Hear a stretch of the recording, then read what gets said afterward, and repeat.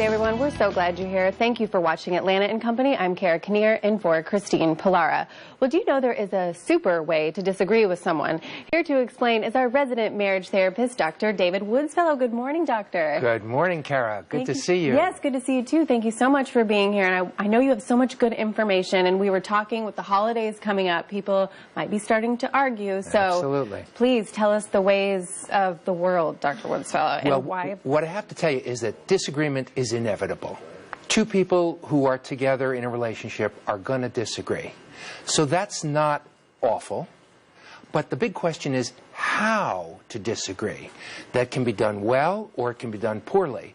And I'm going to give you some simple ideas about how to do it well. Right, and I emphasized super in the introduction, and there's a reason for that. So let's go through your super acronym. Yes, so I came up with this outline, and I realized it falls into an acronym, and the acronym is SUPER, and S stands for soft starts.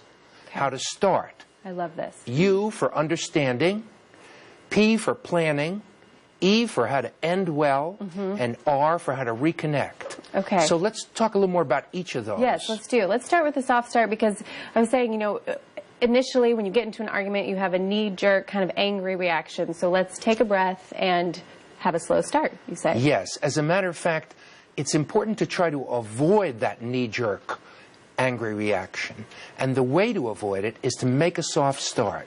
That means when you have a disagreement, you want to bring it up softly, with a soft tone, without a harsh attitude, and maybe with, hey, let's talk. Right.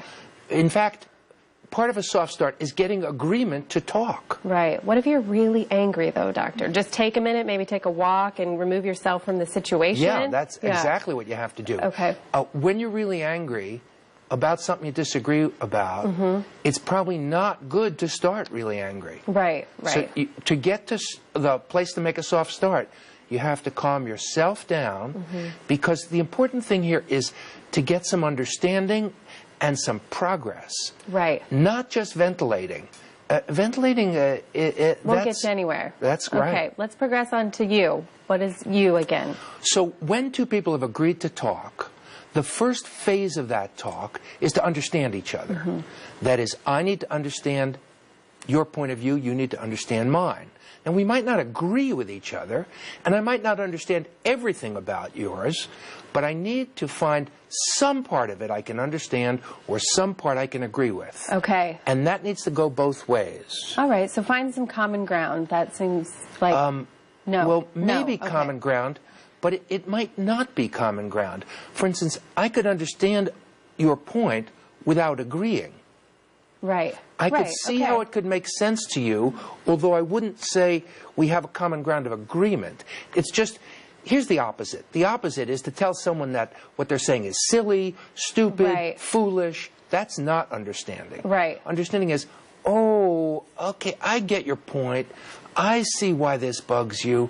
I understand what you're talking about. That makes sense to me. So have some empathy for your partner. That's right. Yes. Okay, let's move on to P. Okay.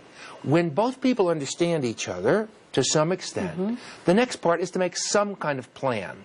Now, the big problem is people try to solve the whole problem or come to total agreement. Forget that. Right. What you're looking for is one step forward, one positive plan. Something I can do, something you can do, something we can both do. One step forward about the problem. Yes. Okay, I love that. Come up with a plan, one step in the right direction. Now let's move on to E. So you have to end these conversations well. And that means you have to end them on a positive note. So you have to say positive things like, thanks for talking, glad we understand each other, glad we got some plan to go forward. Some confirmation of something. You don't want these ending on an awful note, or you won't want to do them again. Right. I always say to my husband, I say, you know, we have to have respect for each other. It's such a respect thing. And I think sometimes when you get caught up in a moment, that all sort of goes out the window. So I love this. Let's end with R. That's right. Well, this whole method is about respect. And R is reconnecting. That is, when the disagreement's over, you want to reconnect about other things. About our relationship, about affection, about humor, about here we go on with the rest of our life, which is not a disagreement. Right. And with our partner, we're on the same team, right? We all Right. usually want a common goal. So let's Right. keep that in mind, too. We're in it Exactly. together, right? Right. Right. Yeah, so some people end with, you know I love you. That kind of thing. Right. You know we're in it together. We'll work this out. Those kind of reconnecting statements. Yeah, I love it, Dr. Woodsfellow. Thank you. I feel much better about life now. We appreciate having you so You're much. welcome, Thank you for Kara. sharing with Very the viewers. welcome. All right, for more information about Dr. Woodsfellow, visit marriagehelpatlanta.com. Also, check out the Woodsfellow